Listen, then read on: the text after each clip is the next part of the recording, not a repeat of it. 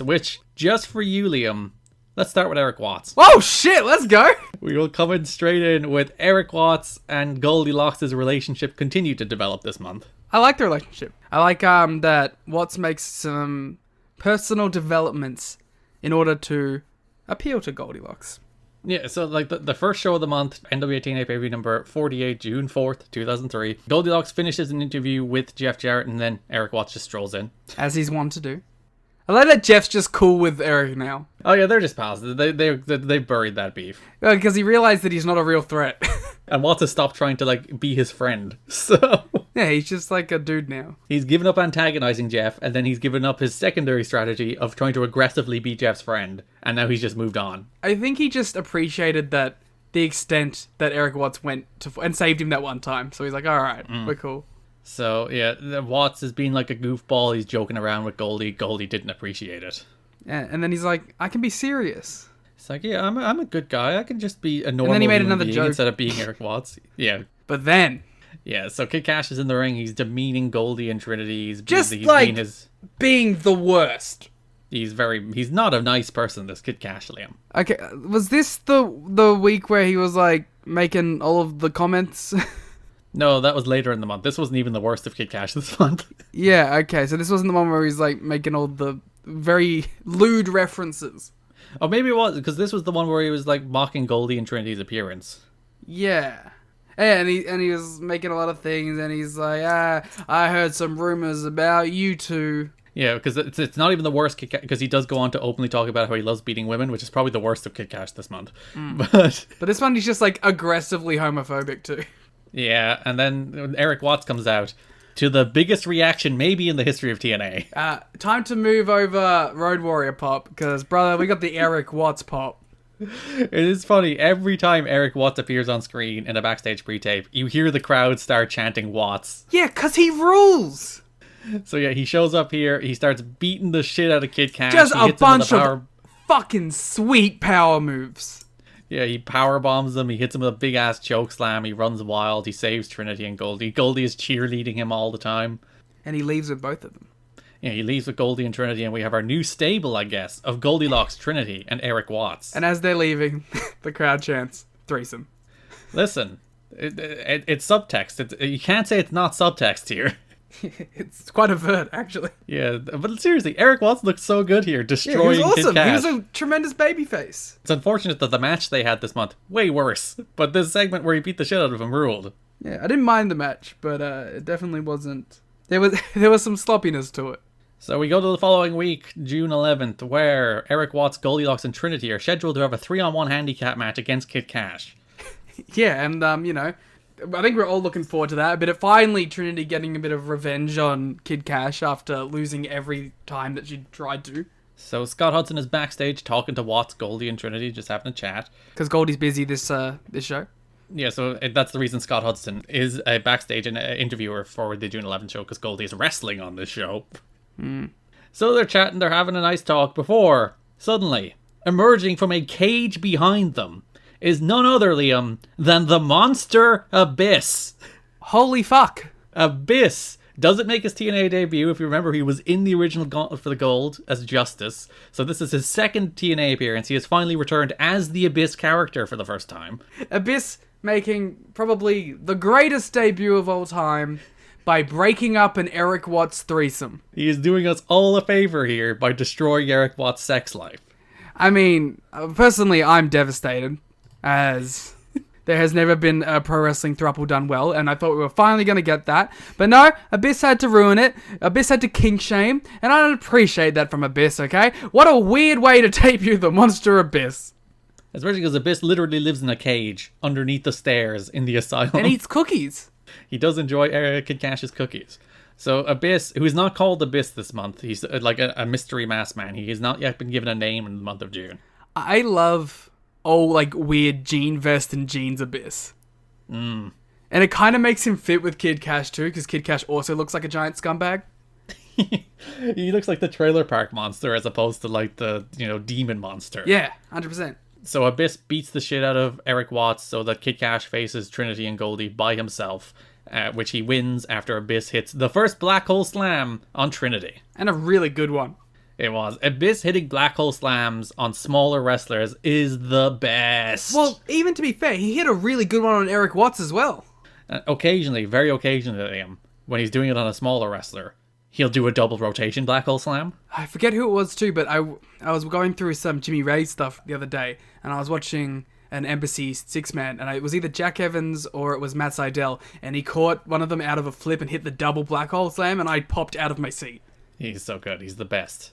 We should mention Jimmy Ray did pass away this week. Yeah, it's very unfortunate. It's someone that we're definitely going to get to. We've seen a bit on the show already, but someone whose big TNA run hasn't yet happened. Yeah, we'll still talk. He still has some asylum appearances to make, as you mentioned. He's a lower card X Division guy at this stage, just popping up in multi-mans or some tag matches here and there. So he hasn't been given an opportunity to make much of an impression in TNA, where we are in the timeline at the moment.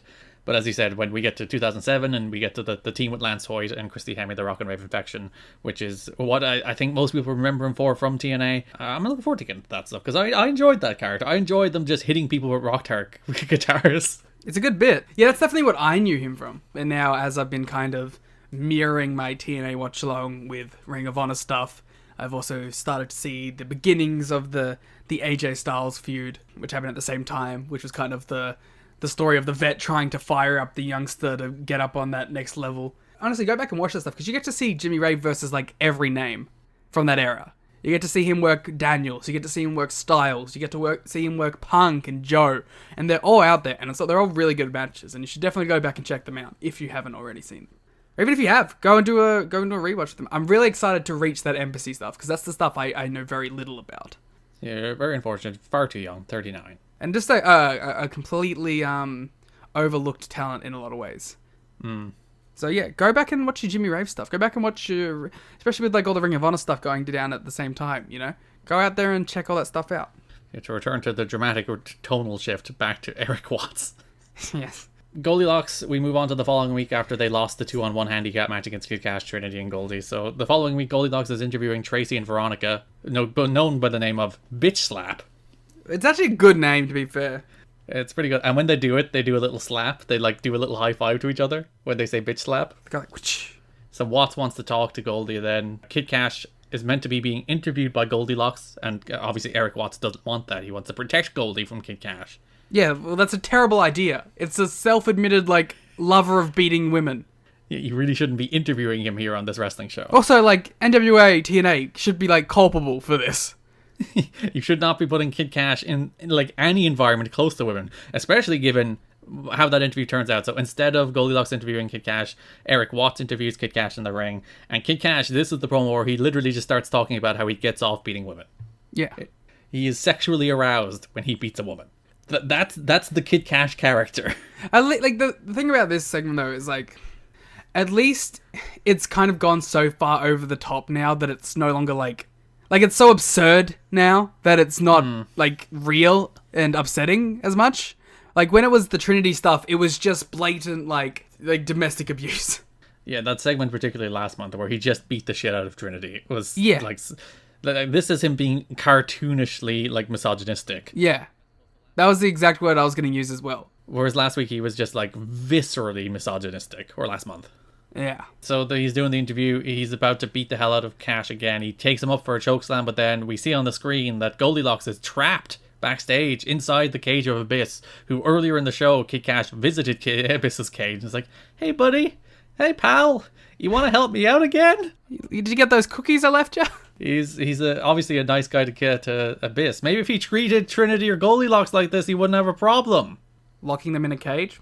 Alright, maybe he would still have a problem. So, yeah, Goldilocks is trapped backstage in the cage with Abyss. Erik Watts runs to try and save Goldilocks from the cage, but it cannot. He tries to kick the lock off of the cage. Which, you know what? Fair play. A very valiant effort here from Erik Watts. He gets jumped from behind by Cash and laid out, and as Goldie is trapped in the cage. But she's fine by the next week, so I guess, Abyss just let her out. Yeah, it was just a trap. Abyss understood. Yeah. They're kind of doing the monster and damsel in distress shtick here, where it's he's kind of, Abyss is playing with her hair the whole time, but not really hurting her or anything. Which isn't the first time we would have an angle about Abyss being infatuated with a backstage announcer. Yeah. Who's a blonde. Oh god, they really went back to this well. He has a type. He really does. And then last segment of the month, we had Kid Cash against Erik Watts. Yeah, okay, listen. I'm not going to come out here and say that this was a 5-star classic. Mm-hmm. A lot of it was pretty sloppy. But between the endless Cash headlocks, Watts got to do some cool power moves. Cash went for a Rana and then Watts just dropped him, and it was actually kind of awesome though, because it looked like he threw him into like a side powerbomb. And I was like, you know what? Fuck yeah, I don't care. That ruled. Because I think it was just meant to be a double spring Rana, but like Watts just didn't take the bump, so it just looked like he powerbombed I think he tripped because he just went down instead of like basing. I think you could tell that Watts was kind of pissed off about it because he got up and took a brilliant swingy DDT bump from Cash. Yeah. To so that fuck, I fucked that up, but I'm gonna get up and go extra hard on the next bump to make up for it. I have pretty low standards for Watts stuff, and I'll be happy with it. And this passed Don't that. I know it? Well, let's be real. The angles are always tremendous. I just don't expect a lot from him in ring. I feel like watching this match, he lost because Abyss ran out, Blackwell slammed him, Cash pinned him. I feel like Watts would be a much better tag team wrestler. Who would you team him with? I have no idea, but somebody who could do the selling. Amazing Red and Watts is clearly the tag team they should have had. That's our team. That's my guy and your guy together. So you have Red, the guy who can take the beating and get the crowd invested, and then he makes the hot tag to Watts, who does his 3 kick-ass power moves. It doesn't have to do any selling. You know what? I feel like Sabin would be a really good partner for Watts, because he'd be able to do that, but he could also match his chaotic energy in the promos. Because Sabin is also a very chaotic individual. He's a goofball. As I saw from the recent WrestleHouse skit. Slow motion Sabin. There is nothing better in the world than not even that one. Sabin. I meant the most recent one where he just came out and screamed. Or the one where he was sitting at the piano and everyone was like, "Ooh, Chris Sabin." I really like Chris Sabin. Chris Sabin's the best. I obviously love Sabin. I think he's a really good worker, but I love him as a character. Just a goofball of a guy. And Sabin was. This is jumping way ahead in TNA history, but why not? Sabin was the guy that I was the most happy I was ever for a TNA title changing hands. Was Sabin winning that belt. Hail Sabin. We'll get to that in 2013. Hail Sabin.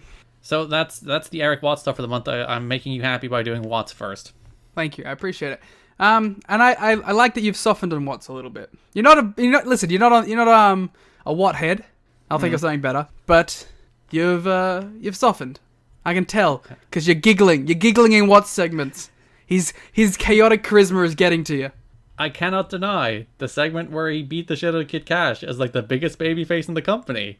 It ruled. He was because this company has nobody who's likable. So somebody coming out and getting a cool pop is cool. Yeah. But you heard it here from Garrett. Watts is the only likable guy on the show.